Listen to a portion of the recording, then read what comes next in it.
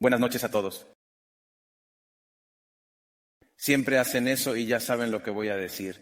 Buenas noches a todos. Lo hacen a propósito. ¿Quieres que te abucheen, verdad? Bueno, tengo nuevamente al público de la noche del miércoles, los verdaderos, los auténticos, el remanente del remanente, y ahora estamos en la parte 7 de nuestra serie, juntos de nuevo, una vez más. Y tengo que decirles que definitivamente mañana vamos a llegar a la mañana del domingo. Y es que mañana vamos a celebrar la resurrección de Jesucristo con alegría y gratitud. Nos sentimos inmensamente agradecidos. Alguien estaba emocionado por la resurrección, lo cual, por cierto, me lleva a un punto. Una de las cosas de las que realmente hablamos a puerta cerrada, los chicos, es que leemos un pasaje, una cita o una declaración de algún libro que estamos leyendo y que creemos que es absolutamente asombroso. Y sé que oyen mucho ese lenguaje. Nos lo han escuchado decir una y otra vez. Cosas como que el próximo versículo será alucinante. ¿Han escuchado eso antes? Esta semana en este escenario parece que cada versículo se supone que debe dejarnos boquiabiertos. Y nadie tiene la capacidad emocional para lidiar con eso. Pero solemos hablar, y el otro día estaba hablando con los chicos, cómo nos leemos algo el uno al otro, y miro a los ojos de Ty, y él estará como, ¿en serio? Y miro a David, y él estará como, eso es increíble. Pero luego lo compartes desde el púlpito, y entonces la gente se queda con la mirada perdida, ¿verdad? Así que les voy a advertir algo. Voy a compartir una o dos declaraciones con ustedes esta noche, y espero que les impacte y les haga volar la cabeza, ¿de acuerdo? Y si no les sorprende, quiero que finjan que sí, ¿de acuerdo? Porque de lo contrario me voy a enojar mucho, en serio. Entre otras cosas, una de las alegrías de predicar con tus colegas, con tus amigos, quiero decir con tus amigos de verdad, de mucho tiempo, es que tienes el regalo de compartir una mentalidad similar, una pasión similar por cosas similares. Esta noche estamos de celebración. Estamos celebrando esta idea que está basada en Isaías. ¿Quién ha creído el informe que hemos compartido? Esta visión mesiánica de lo que será el Calvario, ¿verdad? Esta noche estamos celebrando eso en anticipación a la celebración de la resurrección. Y al celebrar el Calvario, la cruz, quiero comenzar con esta cita que he compartido con mis estudiantes en varias ocasiones. Y si mis estudiantes no se impresionan, inmediatamente pierden unos cuantos puntos en su calificación. Así que esto es de Bruce Shelley, del libro Historia de la Iglesia, el cristianismo explicado sencillamente. Y dice así: esta es la primera frase del primer capítulo. Lo llamaré la primera página del libro. ¿De acuerdo? Y en este libro, Shelley dice lo siguiente acerca del cristianismo. Presten atención porque les va a resultar impresionante. Leo la cita. El cristianismo es la única religión importante que tiene como su evento central la humillación de su Dios.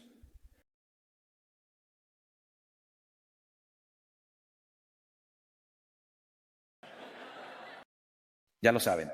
Les hago una advertencia. Voy a predicar un sermón muy largo si no se emocionan con esto. En serio, esto es sencilla y absolutamente increíble. ¿Están todos de acuerdo?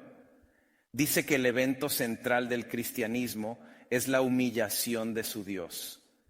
¿Qué? ¿Cómo? O sea, ¿cómo se supone que reacciones a esto? ¿Cómo predicas esto? No lo sé en absoluto. No tengo ni la más remota idea. Este es de hecho el concepto que creo que representa el mayor desafío para el reavivamiento en la iglesia, lo que yo llamo la sobrefamiliaridad. Que lo simple, lo básico, lo fundamental, como la lectura de Juan 3:16 de la Biblia, eso debería ser simplemente importante y esencial, pero que la sobrefamiliaridad con el mensaje del Evangelio, es decir, que nos resulte tan familiar, es en realidad nuestro mayor desafío. Así que mientras me preparo para celebrar el Calvario, trato de acercarme periódicamente a esta gloriosa vista, esta gloriosa visión fresca, esta gloriosa visión. De nuevo trato de viajar al pasado y recordar la primera vez que me encontré. En mi caso tenía 17 años. No tenía ningún vínculo histórico con la Biblia ni nada. A la edad de 17 años fue mi primera vez que me encontré con la Biblia. Estaba en un apartamento en el segundo piso, en mi pequeña habitación, en Anchorage, Alaska. No me preguntes por qué. Esa es una larga historia. Y allí abrí el libro de Mateo y estaba en el capítulo 27 de Mateo y comencé a leerlo por primera vez a los 17 años. Y recuerdo pensar para mis adentros qué fue lo que hizo este tipo para que la gente esté tan enojada con él, ¿verdad? A mí me dejó alucinado, anonadado.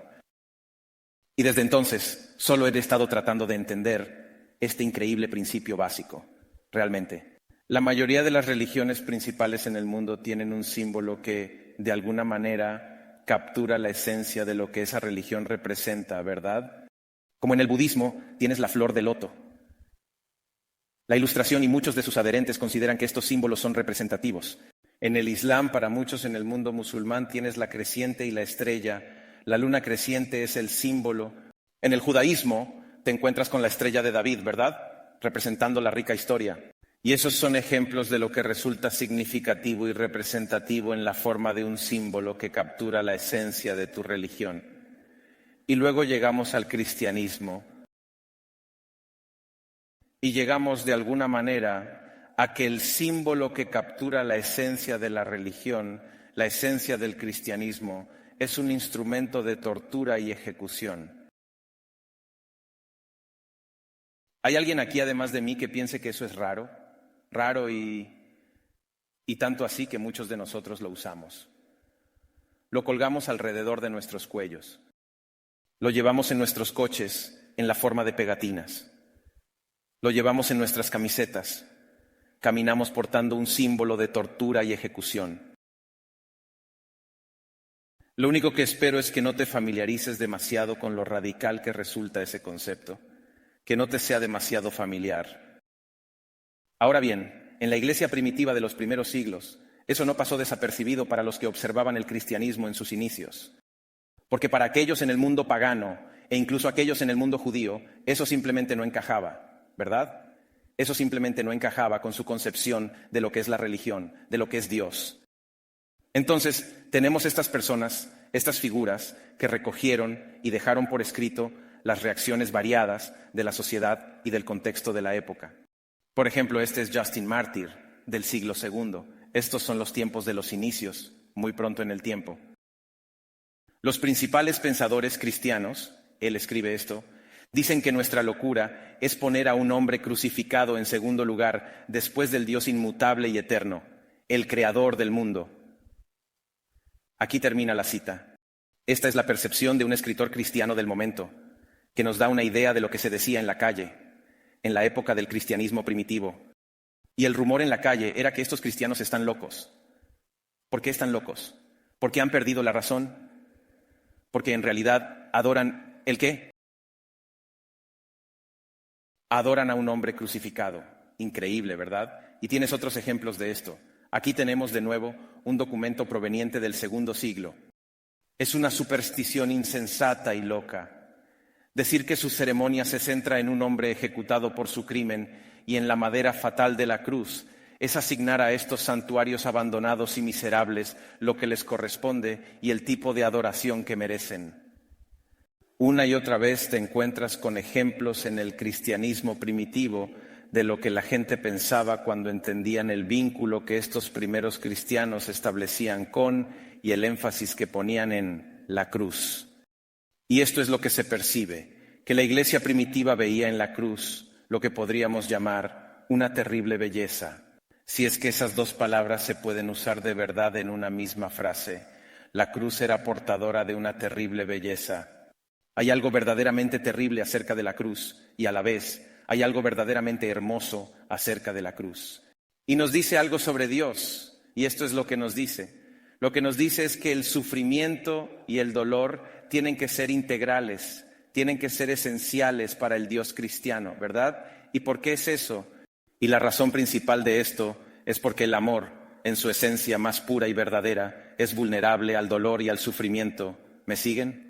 No existe un amor que de alguna manera no le cueste algo al amante, es inevitable. Porque si el amor es entrega, entonces por su propia naturaleza, el amor se expone al rechazo. ¿Están conmigo? Ahora, si todo eso es cierto, entonces esto también es cierto. Si Dios fuera incapaz de sufrir, es decir, si a Dios le resultase imposible sufrir, entonces Dios sería incapaz de amar. Deja que esta idea repose en tu mente. Piénsalo profundamente, porque eso nos revela por qué esto es así, por qué no se puede quitar la cruz como eje central, porque eso es lo que representa. Lea los profetas, Isaías 53. Fue despreciado y desechado por la humanidad. ¿Un hombre de qué? De dolores, familiarizado con el sufrimiento. Isaías 63, en toda su angustia, él mismo fue angustiado. Ahora podría seguir citando más ejemplos siguiendo esta misma línea, pero no lo haré. El quid de la cuestión es que en el Antiguo Testamento se representaba a Dios de esta manera. Y luego llegas al Nuevo Testamento y aquí podría hacer otro movimiento típico de Light Bearers. Puede que este sea el versículo más asombroso que se encuentra en toda la Biblia, ¿verdad? El versículo dice, Jesús lloró. Y me encanta la manera en la que lo explica un escritor. Este escritor dice, un Salvador incapaz de llorar no sería un Salvador perfecto para nosotros. Así que esta sería la forma de explicar la teología en los términos más simples posible, fáciles de entender. John Stott escribió lo siguiente. En el mundo real del dolor, ¿cómo podría uno adorar a un Dios que fuera inmune a él? Deja reposar esa pregunta en tu mente, procésala. ¿Cuál es la fuente del dolor de Dios? Según la Biblia, la fuente del dolor de Dios, lo que le ocasiona dolor, es la separación. ¿Verdad? La separación de Dios del objeto de su amor. Esa separación es lo que le produce dolor a Dios. Tenemos también otro lenguaje que usamos para decir que la fuente del dolor de Dios es el pecado. Pero esto tiene una razón. Es sencillamente porque el pecado nos separa de Dios. Así que lo que ocurre es que Dios odia todo aquello que lo separa y lo mantiene alejado del objeto de su inquebrantable amor.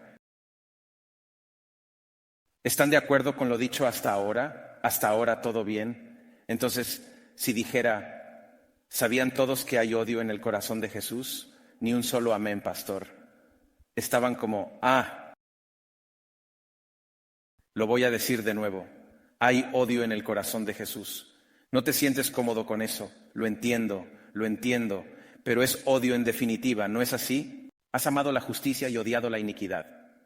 Esto es lo que nos dice el escritor de Hebreos. El amor de Dios por la justicia es proporcional a su odio por el mal, lo cual es una verdad innegable, ¿verdad? Entonces, presta atención y considera lo siguiente detenidamente.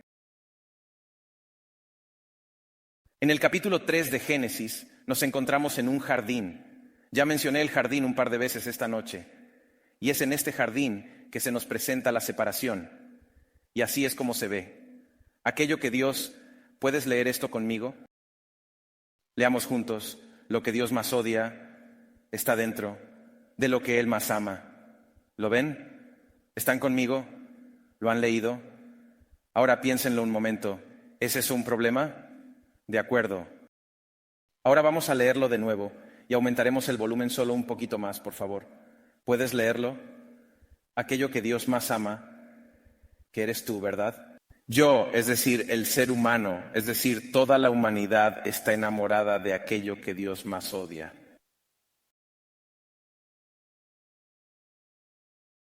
Eso es exactamente lo que estaba pensando. ¿Se dan cuenta de lo que esto implica? ¿Ven que esto es un problema? El Dios de la Biblia se presenta a cualquier persona pensante y reflexiva como un Dios que tiene un problema, ¿verdad? ¿Se dan cuenta?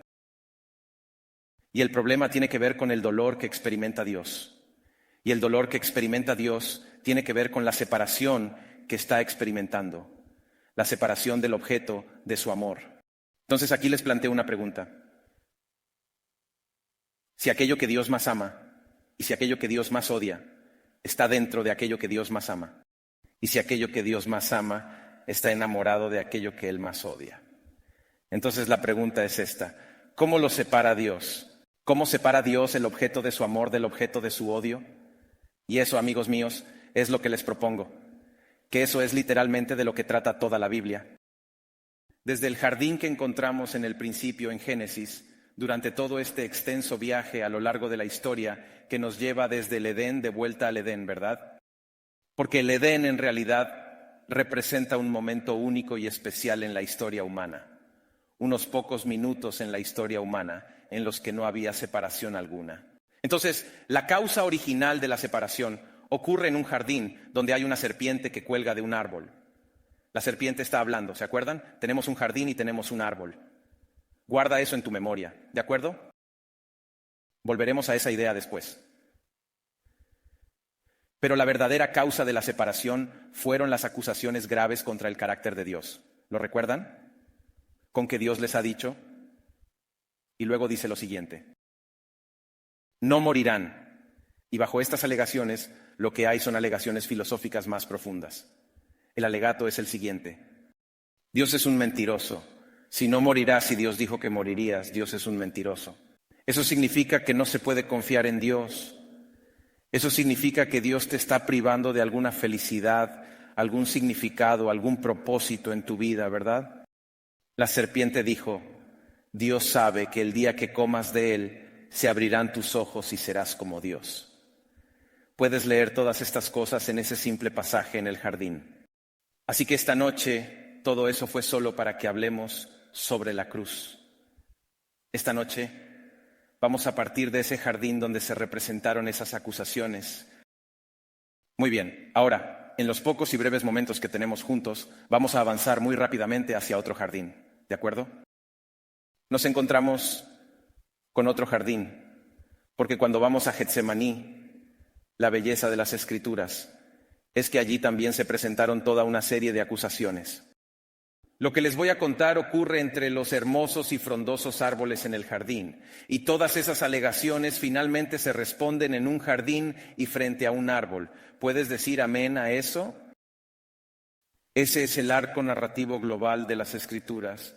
Así que te invito a que me acompañes, a que te adentres conmigo en estas escenas esta noche mientras celebramos el Calvario. Leemos que Jesús está en el jardín de Getsemaní.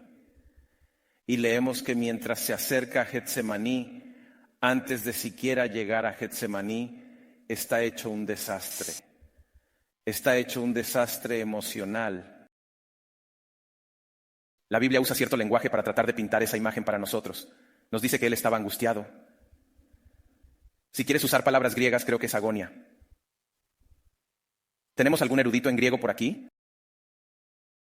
Jesús estaba en un estado de angustia psicológica, angustia emocional, y se nos dice que está en el jardín y tiene esta copa misteriosa que debe beber, ¿verdad?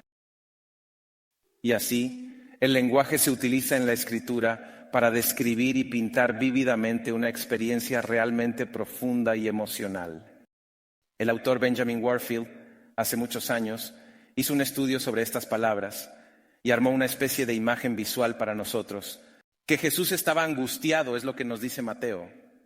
Estaba consternado, estaba abrumado por la tristeza, tenía dolor mental, angustia, se sentía abrumado y rodeado por todos lados. Marcos nos dice que estaba realmente profundamente angustiado, lo que podría significar que Jesús estaba aterrorizado. ¿Están entrando en esta escena conmigo en sus mentes? Sí. ¿En su imaginación? Estaba tan horrorizado que la Biblia nos dice que en su agonía intensa y profunda, mientras oraba con gran fervor y devoción, su sudor, se convirtió en grandes gotas de sangre que caían al suelo, un fenómeno extremadamente raro y aterrador. Ahora quiero que tengan en cuenta que estamos hablando de Dios hecho carne. Y es en esta escena importante que un miembro de la iglesia llega a la escena. Y ese miembro de la iglesia es quien se convierte en catalizador de la traición de Jesús, ¿verdad? Y entonces sacan a Jesús del jardín y se lo llevan al pretorio. Ya saben, el pequeño cuartel de allí, en ese lugar. ¿Lo ven? Y cuando se lo llevan al pretorio se convoca a los soldados para que entren. Y lo que lees, esto es lo que estaba tratando de decirte que estaba leyendo cuando tenía 17 años. Lo que lees es increíblemente difícil de leer. Es una lectura difícil. Pero ya leímos que los soldados del gobernador se llevaron a Jesús y reunieron a toda la compañía a su alrededor. ¿Recuerdas lo que hicieron? Le pusieron una túnica real, y le cubrieron la cara. Le pusieron una corona de espinas en la cabeza.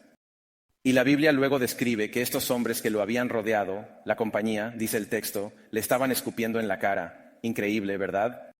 Le estaban abofeteando la cara, burlándose y mofándose, diciendo, adivina quién lo hizo. Apuesto a que no puedes adivinar quién fue. ¿Te imaginas ser ese tipo que se despierta al día siguiente, que había estado en esa habitación escupiéndole y abofeteándole la cara a Jesús, y ahora se da cuenta de que literalmente ha estado escupiendo y abofeteando la cara de Dios? ¿Te imaginas? Debería hacerse una película sobre esta escena. ¿Cómo es esa mañana en la que te despiertas y te das cuenta de todo lo que ha pasado? Entonces el Nuevo Testamento es una lectura muy difícil, es una lectura muy dura. Los detalles de la crucifixión como un método extremadamente cruel son difíciles y duros de leer. Pero lo interesante es que a medida que los eventos se desarrollan a partir de Jesús, desde el pretorio hasta el Gólgota, a medida que estos eventos se desarrollan, se introducen diferentes personajes en la narrativa y en la historia, ¿verdad? A este grupo de personas las estoy llamando retratos del corazón humano. Y aquí es a donde voy con esto. Cuando nació Jesús, según Lucas, aquí tendrás que ayudarme porque no memoricé el versículo.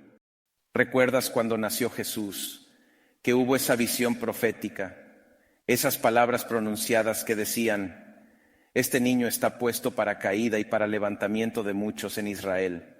Y en Lucas 2:35 el texto dice, para que sean revelados los pensamientos de muchos corazones. Interesante. Cuando Jesús nace, se profetiza que a lo largo de su vida, y sobre todo en las escenas finales, aquellos que entran en contacto con Jesús, aquellos que entran en contacto con la realidad de las escenas finales de la vida de Jesús, sus corazones van a ser revelados.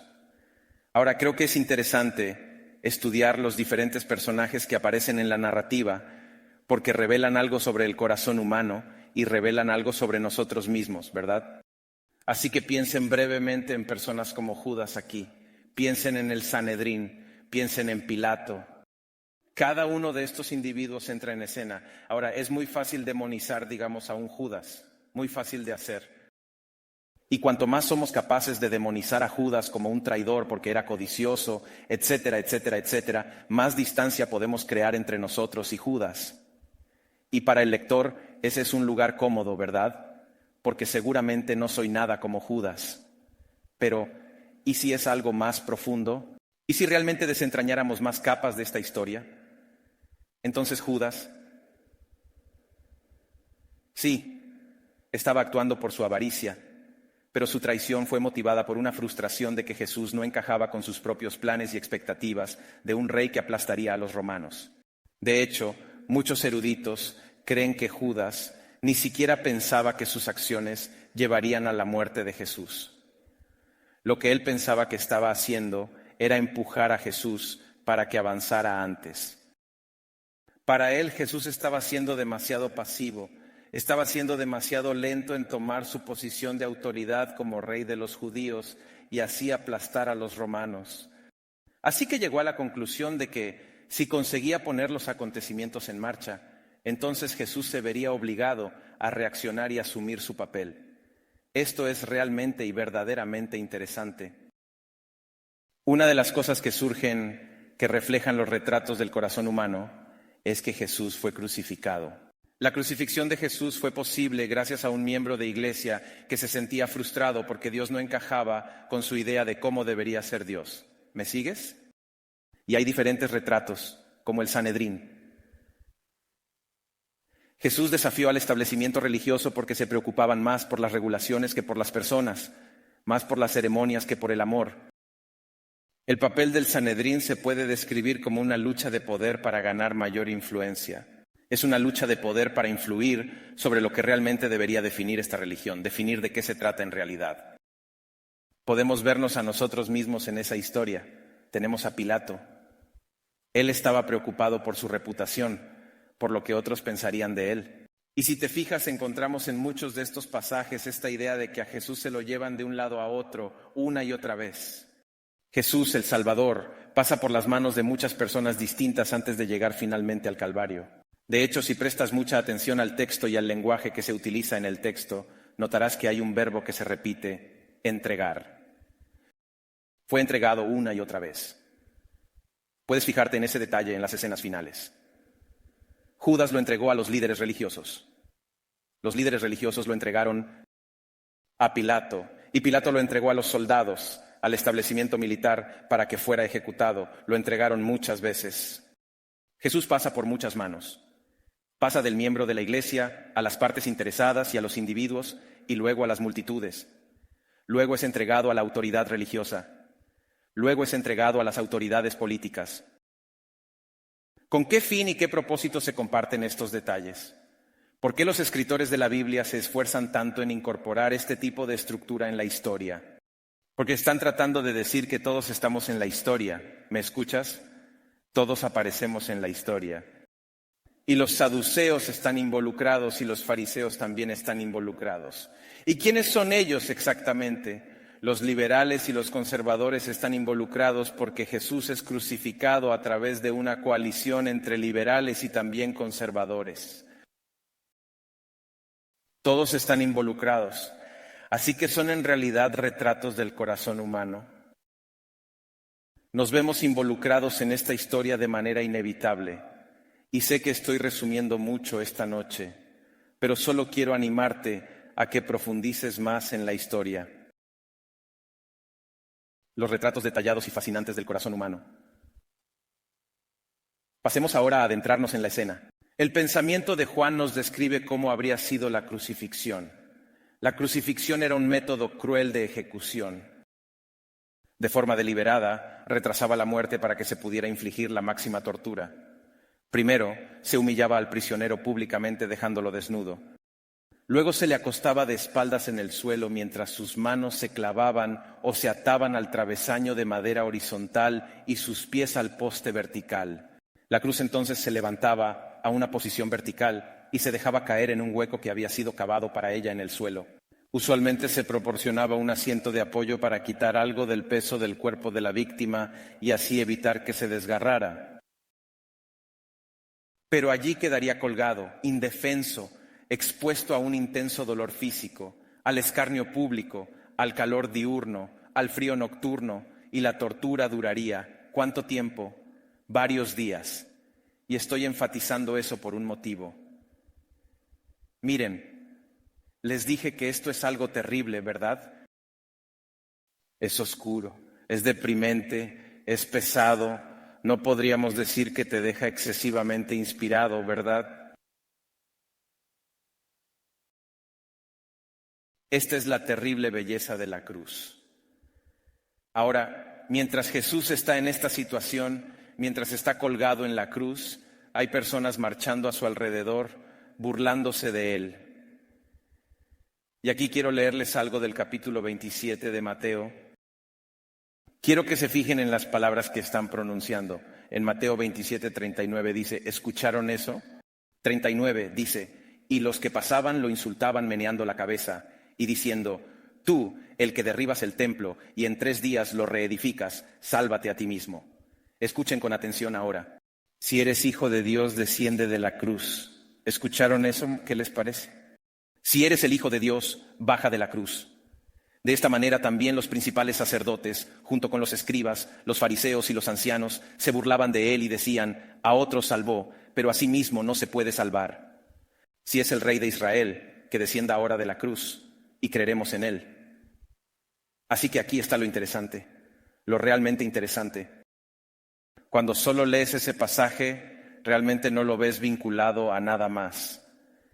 Pero si retrocedieras y volvieras al bautismo de Jesús, en el mismo libro, el Evangelio de Mateo, retrocede hasta el bautismo de Jesús.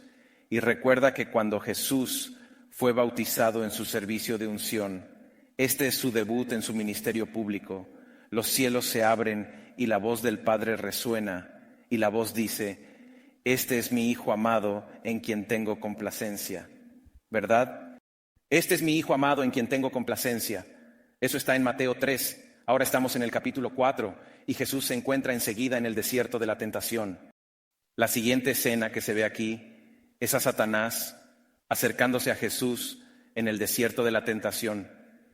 ¿Y qué dice Satanás en esta historia? Si tú eres el Hijo de Dios, ordena estas piedras. ¿Están viendo lo que estoy tratando de enfatizar aquí? Jesús enfrenta la tentación. El diablo redobla sus esfuerzos y lo ataca de nuevo. ¿Y qué dice él? Si verdaderamente eres el Hijo de Dios, entonces lánzate y los ángeles te sostendrán. ¿Me están siguiendo? Si siguieras la vida de Jesús desde el comienzo de su ministerio público, la lucha central, la tentación central era, si eres el Hijo de Dios, ahora adelántate a las escenas finales de su ministerio. Acabamos de leerlas en Mateo 27. Y ahora no es Satanás quien pronuncia estas palabras, esas mismas palabras. Si realmente eres el Rey de los judíos, si eres el Hijo de Dios, esas palabras ya no están en los labios de los líderes religiosos. Así que, intercalada en el medio, vemos que en toda su vida de ministerio, Jesús fue constantemente asediado acerca de cuál era su identidad. Si se le puede hacer dudar de lo que Dios ha dicho y hablado sobre él y de lo que su Padre ha dicho sobre él y cómo se siente su Padre acerca de él, si se le puede hacer dudar sobre eso, entonces Jesús realmente fracasaría en su misión. ¿Están conmigo? Ahora, aquí está lo interesante. Mientras la gente se burla de él, mientras está colgado en la cruz, dicen, ajá, no puedes bajar de la cruz y salvarte a ti mismo. Eso debe significar que no eres el verdadero rey. No eres el verdadero rey porque no puedes bajar de la cruz. Cuando en realidad, vamos, ya sabes a dónde voy con esto. En realidad no bajará de la cruz porque Él es el verdadero rey. ¿Qué te parece? ¿Puedes decir amén a eso? Esa distinción es el quid de la cuestión. Ahí se encuentra la esencia de todo. Y Jesús reacciona diciendo, perdónalos porque no saben lo que hacen. Y luego llegamos a esta escena que creo que es prácticamente imposible, en mi opinión, incluso rascar la superficie y comenzar a entenderla profundamente. Y a continuación nos encontramos con estas palabras. Porque en el Antiguo Testamento el salmista escribió estas palabras tan significativas. Y ahora en la cruz, en Mateo 27, aproximadamente alrededor de la 9ª hora, Jesús clama con una voz fuerte y dice estas palabras. Dios mío, ¿por qué me has abandonado? Y te lo digo de verdad. No hay manera de que siquiera podamos empezar a comprender la verdadera importancia de esta frase. La gente lo ha intentado, los eruditos lo han intentado y los pensadores de generaciones anteriores también lo han intentado. Les presentaré algunos de esos pensamientos aquí. ¿Qué significa eso exactamente? Porque esta es la segunda persona de la Trinidad, alegando que ha sido abandonado por Dios. Es algo difícil de comprender. Entonces, Stanley Hauerwas, un erudito y académico en ética teológica, escribe lo que ven en pantalla. Les leo la cita. ¿Qué debemos pensar de un grito como este si se trata del Hijo de Dios? No podemos evitar pensar, si eres el Hijo de Dios, ¿deberías estar diciendo esto? Si eres Dios, si eres la segunda persona de la Trinidad, ¿cómo puedes ser abandonado? Aquí se ve claramente que Dios tiene un problema. Hay muchos precedentes en los Salmos de expresiones de ser abandonado por Dios. Pero pensamos que los Salmos expresan nuestra desesperación, nuestro sentimiento de abandono, no el abandono de Dios. Como resultado, terminamos asumiendo que no es para nada apropiado que Dios ore los Salmos. Confrontados por estas palabras pronunciadas desde la cruz, nos resulta casi imposible resistirnos a intentar proteger a Dios de ser Dios. En consecuencia, buscamos alguna manera de explicar cómo o por qué estas palabras de abandono fueron pronunciadas por Jesús. Estaba hablando antes con los chicos sobre este tema y creo que para pensamientos tan elevados y profundos como este, el silencio resulta la respuesta más elocuente. Amén. No hay manera de siquiera comprender en profundidad las implicaciones de lo que Jesús está diciendo con estas palabras. Él verdaderamente cree que ha sido abandonado y desamparado por Dios. ¿Qué significa eso? Como dije antes, hay pensadores modernos y también pensadores de generaciones anteriores. Aquí les comparto una de generaciones anteriores, Ellen White, del libro El deseado de todas las gentes. Escuchen esta cita de El deseado de todas las gentes, escrita por Ellen White, en el lenguaje de finales del siglo XIX y principios del siglo XX. Pero en estos momentos, sintiendo el terrible peso de la culpabilidad que lleva, no puede ver el rostro reconciliador del Padre. Al sentir el Salvador que de él se retraía el semblante divino en esta hora de suprema angustia, atravesó su corazón un pesar que nunca podrá comprender plenamente el hombre. Aquí es donde se vuelve una locura. Lo digo en serio. ¿Estás listo? El Salvador. ¿Lo lees conmigo?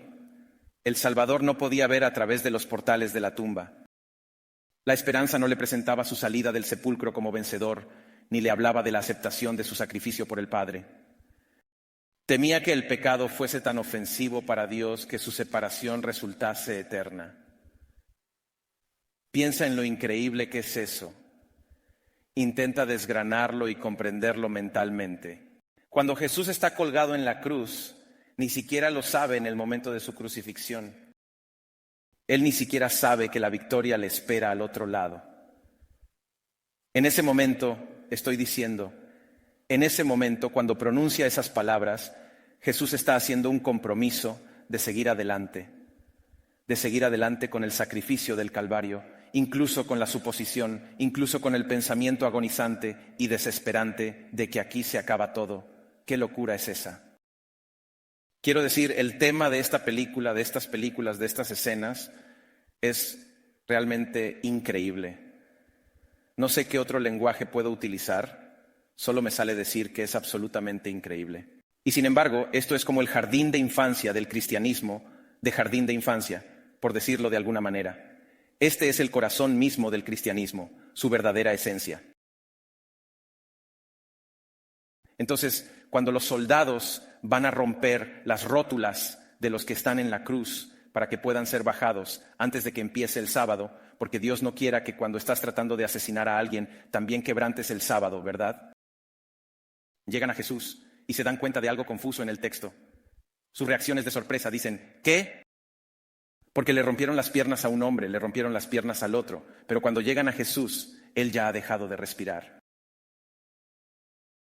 Jesús murió pronto, muy pronto. Ahora, recuerda que te dije que recordaras una cosa. ¿Lo recuerdas? Lo que dijo John Stott, que esto continuaría por días. Jesús muere una muerte muy rápida, que no se corresponde con el escenario físico y con lo que se esperaba. Y por supuesto la razón principal y fundamental para esto es que Jesús en realidad no muere por causas físicas, ¿verdad? Jesús está muriendo porque su corazón se rompió cuando perdió de vista, cuando dejó de ver el rostro y la semblanza de su amado y querido Padre.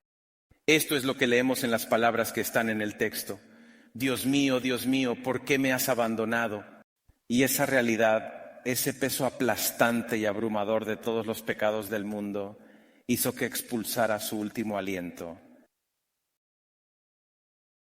Esto es increíble, es increíble. Entonces, de esta escena, estamos aquí, estamos parados frente a esta escena y nos hemos quedado sin palabras.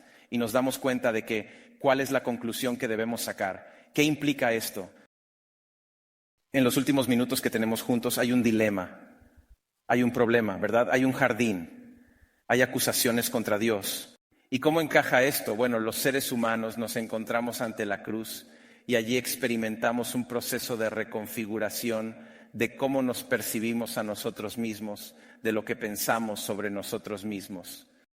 Los seres humanos o nos dedicamos a odiarnos a nosotros mismos o a amarnos a nosotros mismos, ¿verdad? Vivimos esos dos extremos, ¿verdad? Entonces, ¿cómo nos ayuda la cruz a evitar los dos extremos? donde ni nos halagamos a nosotros mismos, ni nos despreciamos. Cuando miramos a la cruz, experimentamos un proceso completamente nuevo de reconfiguración de cómo nos percibimos a nosotros mismos. A la luz de la cruz podemos analizarnos y ver y constatar simultáneamente tanto nuestro valor como nuestra falta de valor. Entonces, ¿cómo se llega hasta ese punto? El misterio de la cruz es que consigue esta increíble hazaña de hacerle ver a un individuo su total indignidad y su falta de mérito. Y a la vez que se produce ese efecto en el corazón humano, le presenta y le hace ver al ser humano lo inmensamente valiosa que es su alma. Y hace las dos cosas al mismo tiempo. Ahora bien, es necesario invitar a los filósofos y a los psiquiatras para que expliquen cómo puede suceder eso. Este es el verdadero poder de la cruz. Esta es la razón por la cual los apóstoles dicen que la cruz es el poder de Dios, que el Evangelio es el poder de Dios. Y esto tiene importantes implicaciones relacionadas con el gran conflicto. Esto tiene consecuencias para el gran conflicto y se parece un poco a este texto de aquí, como preparándose para la pista de aterrizaje. Y Jesús despojó a los principados y a las autoridades y los exhibió públicamente, triunfando sobre ellos en la cruz. Entonces, la imagen que tenemos aquí es de una conquista romana, ¿verdad? Y los generales romanos regresaban a la ciudad victoriosos, llevando sus cautivos, mostrando y celebrando su gran victoria, ¿verdad? Y ellos harían de sus enemigos un espectáculo público para que todo el mundo se enterara. Y aquí en Colosenses 2, Pablo está adoptando este mismo lenguaje, utilizándolo de forma similar, aplicándolo a Jesús. Excepto que Jesús está entrando en la ciudad, lo recuerdan, en un burro. En realidad se trata de una burla absoluta y completa del poder romano. Me surge una pregunta: ¿cómo es que la cruz desarma y despoja a los principados y potestades y hace un espectáculo público de Satanás y de los poderes de las tinieblas? Volvemos de nuevo al jardín. Allí se presentan acusaciones muy serias contra el carácter de Dios.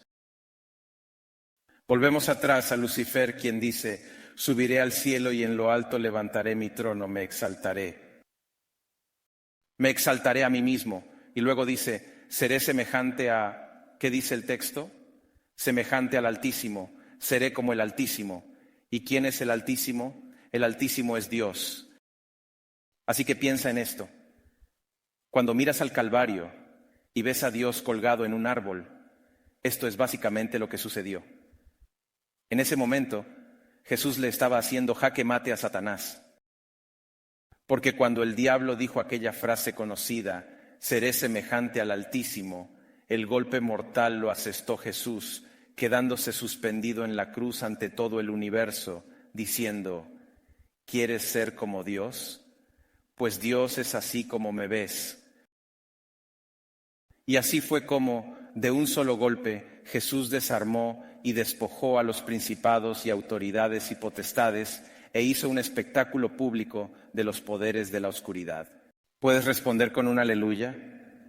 ¿Es ese verdaderamente un Dios que merece nuestra adoración? ¿Lo celebramos? Hasta ahora hemos visto lo terrible, pero ¿qué hay de lo hermoso de la cruz? ¿Podemos llegar allí para que podamos concluir este sermón? ¿Podemos llegar allí y no salir de aquí deprimidos? La locura del Calvario es que Jesús consigue tomar un instrumento diseñado para la tortura y la ejecución. Jesús toma una cruz y la convierte en un trono, ¿verdad? La misma cosa que Satanás, las mismas armas de Satanás se usan en su contra, ¿verdad? ¿Qué es lo que ocurre? Hebreos 2:14. Para destruir por medio de la muerte al que tenía el imperio de la muerte, esto es, al diablo. En otras palabras, Jesús vence a la muerte en su propio juego.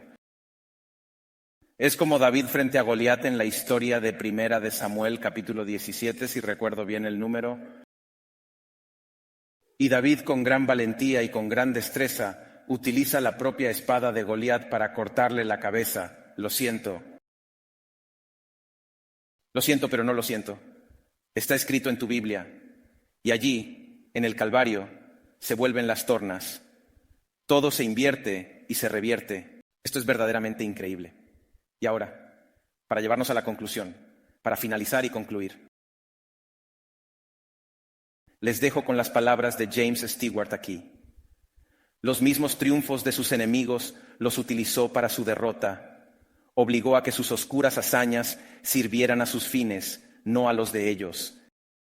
Lo clavaron en el árbol, sin saber que con ese mismo acto estaban trayendo al mundo a sus pies. Le dieron una cruz, sin imaginar que él la convertiría en un trono. Lo arrojaron fuera de la ciudad para que muriera, sin saber que en ese mismo momento estaban abriendo todas las puertas del universo para que el rey entrara. Pensaron erradicar sus doctrinas, sin comprender que estaban implantando de forma imperecedera en los corazones el mismo nombre que pretendían destruir. Pensaron que tenían a Dios acorralado, inmovilizado, derrotado. No sabían que era el mismo Dios quien los había seguido hasta atraparlos. Jesús no conquistó a pesar del oscuro misterio. Él conquistó a través de él. Fue vencedor por medio de él. ¿Es este un Dios que merece nuestra adoración? Amén. A veces he sentido que estoy tratando de generar más amor por Dios. Y he sentido que a veces eso no me resulta fácil.